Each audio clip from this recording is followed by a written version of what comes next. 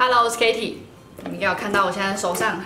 抱着一大堆东西。今天要分享的是防晒，就到了夏天呢，应该大家现在都在选购防晒吧。我去年有做过一集防晒特辑，请你们先去看一下，因为那边有分享比较多防晒的观念。那今年呢，我就是又重新试用了大概10几样防晒产品，综合去年应该也试了10几20样吧，所以我总共试了20-30样防晒产品呢，挑出5款我最喜欢，我觉得最推荐的。那正好这5款呢都是1000块以内，所以我今天要分享的就是100元防晒。第一个要分享给年轻朋友，现在看影片的应该是属于学生居多，可能高中生、大学生，或者是比较年轻的上班族居多。你们可能会想要看稍微便宜一点的推荐嘛？那我第一个推荐的是这个蜜妮的明亮光透隔离凝乳，这个呢擦起来是完全的干爽，超级清爽。如果你怕防晒油腻啊，这个绝对是最好的选择。然后它挤出来是这样子，稍微象牙色的，抹开呢会微微的有提亮肤色的效果，微微的哦。请你们记住，在选购防晒的时候，如果它有润色效果，一定要选不是太强的，因为如果它的润色效果很强的话，你就没有办法涂到足量。像很多那种防晒素颜霜，它会说什么用1粒米就可以涂满全脸。1粒米涂满全脸，你干脆不要涂，好不好？那是完全没有防晒效果的，所以你一定要选润色效果是很淡的，这样你才能涂到足够的量。那蜜妮这个呢，它就是润色效果很淡，你看我这样抹开，你会觉得好像有一点提亮，又好像没有提亮，那这样子是最刚好的。你全脸抹完足量之后呢，你的肤色大概就会明亮一阶。那它这个用起来呢，就是完全的干爽不油腻。你看我刚抹了嘛，现在是完全干爽不油腻的。那这一个呢，它有2款，我现在手上用的是明亮光透，它另外一个有控油款。那控油款我有看网络上的评价，就是真的非常的控油，所以像我就没有办法用，因为会太干。那这个明亮呢，它一样是完全的干爽舒适。但是呢，我用是不会觉得干的，所以如果你的肤质是真的很油的话，你可能可以选控油款。那如果你的肤质就没有那么油的话，你就选这个明亮光透款。那这个呢，它的氧化锌的成分差不多有到8%左右吧。它的防晒效果是有的，可是你要跟那种真的什么高效防晒比起来，当然还是不够。所以我是推荐给比较年轻的人，你可能不需要这么强力的防晒，但是防晒还是要做嘛。所以我们就擦这样子有防晒效果，但是没有到那么强，然后擦起来又非常的清爽，基本上是人人都能接受这样子的质地。所以如果你在找便宜、CP 值高，然后又不影响你上妆，又不会觉得油腻不舒服的防晒，这个我非常的推荐。再来，如果你是油性肌肤，可是你稍微年长一点，或者是你想要更有效的防晒呢，我推荐这个资生堂伊丽丝尔的美白款，一定要美白款哦，因为他们有这个胶原保湿款跟美白款啊，2款我都有，2款我都很喜欢。你看我都用到是边用光的状态。那这个我一开始用觉得哇，这个防晒真的太好用了，它有保湿，可是又非常的清爽，然后完全上脸就是一个舒适。但是它有一个超级致命的缺点，我已经用完1条我才发现，它很容易让底妆不贴妆。就我一开始换这个的时候，我想说奇怪，是因为换季还是可能我的肤况改变，原本好用的底妆怎么常常会变得不贴妆？它害我误会了非常多的底妆。我真的用了快用完，我才发现啊，原来是它会跟底妆打架，它会害底妆有点那种浮在脸上不吃妆的感觉。所以资生堂伊丽丝的2款呢，我是只推荐这个美白款。美白款擦起来就是非常的清爽，如果你是油性肌，也不会觉得它有油腻的感觉。然后它的质地呢是这样子乳状，还剩下一点点，我要挤给你们看。这样子乳状的，抹开来呢是几乎透明，它没有到完全透明。可是微微的泛白也真的很轻微，你抹开来基本上肤色连提亮1号都不会有。所以如果你是要挑选不影响上妆的防晒啊，这一个我非常的推荐。然后它的防晒力呢是我自己亲身证实，因为你看我2条用完嘛，那我在用这2条期间呢是没有变黑的，但是这个是被我归列在日常防晒使用，像可能比如说我家采光很好，就我在室内会用这个，或者是像通勤那种状态，可能只会稍微晒到太阳，不会是长时间，可能你是要去爬山啦，去海边玩啦，或是要带小孩子去公园跑1个小时啦，那种时候呢，擦这个的防晒力是不够的。这个请千万记得就是日常使用。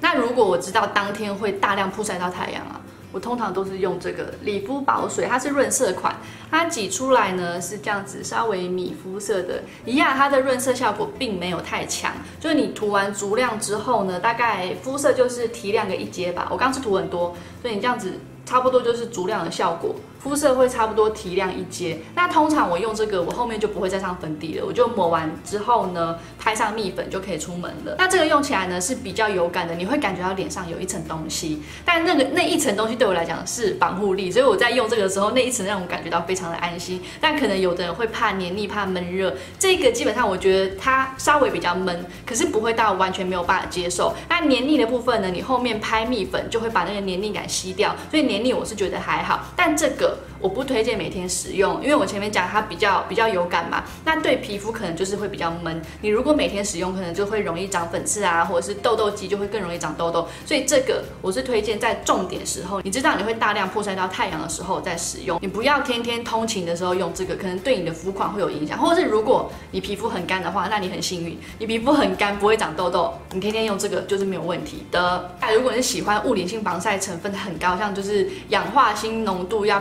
逼近法定规定的上限的啊，我超级推荐这个嘉利宝的 Ellie。这个真的很好用。我在爱上这个之前呢，最喜欢用的是科润这个，这应该是很多人的爱用品吧。那这个它的氧化锌浓度已经逼近20%，法定的上限好像就是20%，它好像19点多%。那这个没有那么高，它是差不多18%吧。那我觉得就是18%跟19%差不多，那这个的使用感受呢好很多，就这两个都不算油腻，然后上起来都是很轻盈的感觉，但是它们都会有一层膜感在脸上，那个膜是很透的，不会说像这个的膜感，你是会觉得有一点厚厚的膜感。那这两个都是很清透、很轻盈的膜，但是呢，这个的膜感你是在脸上会觉得它会移动，就是你摸脸会觉得它那个有一种咻要怎么形容？就是它会有一个咻的东西在脸上。那这个的膜感呢是很贴肤、很亲肤，就是你摸不会觉得有东西在脸上移动。就这个的清爽度是更高的。在这两个防晒力可能会差不多的状况下，这个的使用感受对我来讲是完全的大胜利。所以这样子在氧化锌浓度比较高的防晒来讲呢，我是比较推荐这一个。但如果你是敏感肌，或是你可能对酒精会过敏的话，我就比较推荐这一个，因为它的成分比较单纯，它是纯物理的，这个是物理套了一点化学，而且呢，这个有酒精，这个没有酒精，所以这两个基本上我觉得就是看你自己的肤质来选。像我自己肤质是完全不会过敏，而且我不介意有一点化学性的成分在里面，所以我选用这个，因为它给我的使用感受是比较好的。那如果你对于成分是非常执着，或者是你对酒精就是过敏的话，你就选科润的这一个。然后这两个的单价来讲，科润是比较便宜的，它平常一罐是大概600块左右，可是屈臣氏常常会有什么第二件半价之类的，那算起来可能一罐就是300-400块吧，不会太贵。所以如果你要再考量价钱进来的话呢，又是要选科润。反正就是这两个我觉得都很好用，那就是依照你们的习惯或者是肤质肤况来做选择。好，再介绍最后一个第5个之前呢，我插播一个我自己很喜欢，非常的喜欢。你看我这次买大包装哦，平常正常的容量只有这么大把，那我这次特别买大包装，然后我已经用完了。这个是兰蔻的防晒，它擦起来呢，留一点点挤给你们看。它擦起来呢是非常水感的，然后几乎全透明。你看一下，你看几乎是全透明。然后它擦上脸，你会觉得皮肤保水度大的提升，但是不会油腻。然后后续上妆也会更贴妆，所以这个是我最爱的妆前防晒。那我为什么没有特别推荐过它呢？因为它有一个致命的缺点。贵，它好贵哦，这条好像是3000块左右吧。然后它平常正货30毫升打就大概2000左右，真的很贵，贵到我会觉得它当然要好用，它如果不好用，它就是垃圾。所以这种这么贵的东西，我比较不会说特别推荐。但是我就觉得它真的是我心目中第一最好用、最适合妆前使用的防晒。然后我现在有发现一个用起来跟它非常像，可是便宜超多，真的便宜超多的。是嘉利宝 Ellie 的，这个是什么矿物柔肤型，请记得一定要买今年的版本。它今年的版本是这个，就瓶盖上面有这样切角的。以往的版本呢，使用感受也是很好，可是致命的缺点就是容易跟底妆打架。就是以前的我都有买，然后用起来就觉得底妆怎么会容易搓泥啊、起屑，直到今年这一款。它不会再跟底妆打架，我搭配了很多底妆都没有起屑的问题，也不会搓泥，所以这一个啊，它取代了这一款，变成我心目中完美的妆前防晒，因为它真的太便宜了，这个90克然后不到1000块，这个50克，然后好像是3000块，这 CP 值你们说真的非常非常便宜，然后用起来啊，它也是几乎完全像是如意。我现在挤给你们看哦，你看质地是这样子，然后抹开来也是非常的不泛白。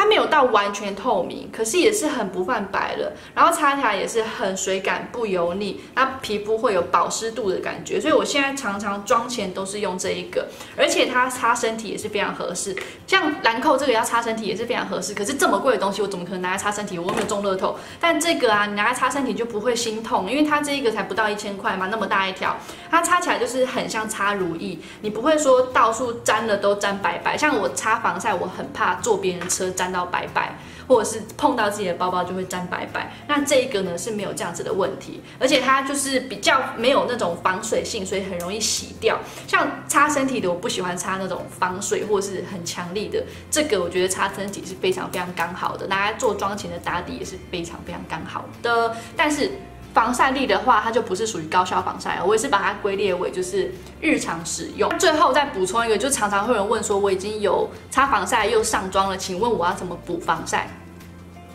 绝对就是它，理肤宝水的防晒喷雾，这个真的很好用，它超级好用。它的喷雾啊，我现在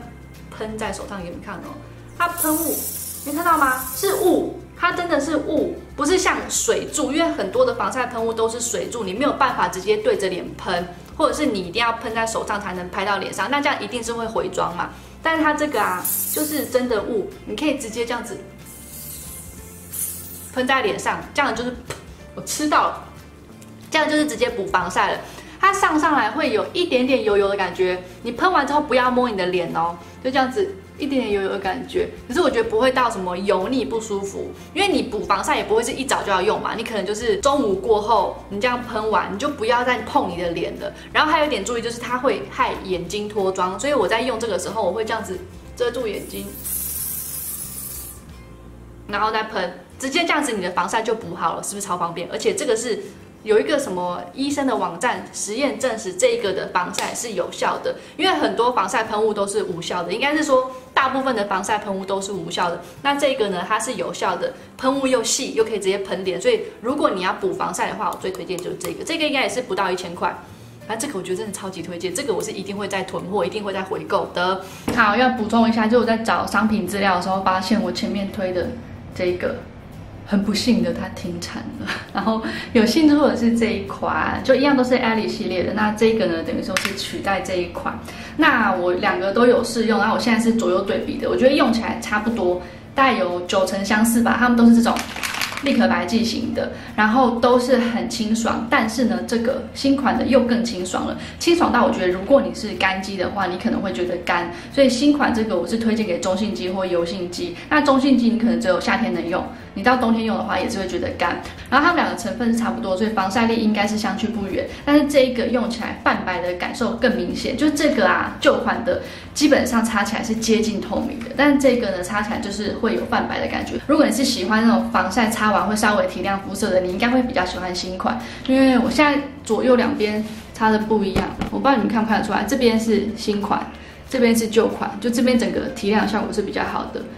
那我基本上是比较不喜欢在妆前上这种太提亮效果太好，因为它会影响你后面的底妆表现嘛。但如果你是喜欢这种比较有提亮效果的话，这个你会更喜欢。但是它换新款之后，我觉得我可能就不会在妆前使用了吧。可是平常用是很 OK 的。那如果你平常是没有用粉底液习惯的，其实用这个也会非常的合适。你就先上一层这个，你的肤色就会提亮嘛，然后后面再淡淡的刷一层粉饼，你的底妆就 OK 就完成了。所以这个也是就要见仁见智啦。我是比较喜欢旧版，但已经买不到了，我就只能看着它伤心。所以新款我觉得也是推荐，只是比起来我就没有这么喜欢新款的。好，既然都已经补充了，我想说再补充一个我很喜欢的防晒。就前面的推荐都是1000块以内的东西嘛，还有1000块以上我很喜欢用这个理肤宝水的安德利夏卡什么什么的，这个非常非常好用，就是它的防晒力比我前面推荐那个润色型的还要高，然后呢，它的清爽度我觉得也是更高，它挤出来是这样子。有一点点像凝胶状的，然后抹开来呢，非常的不油腻，这样子，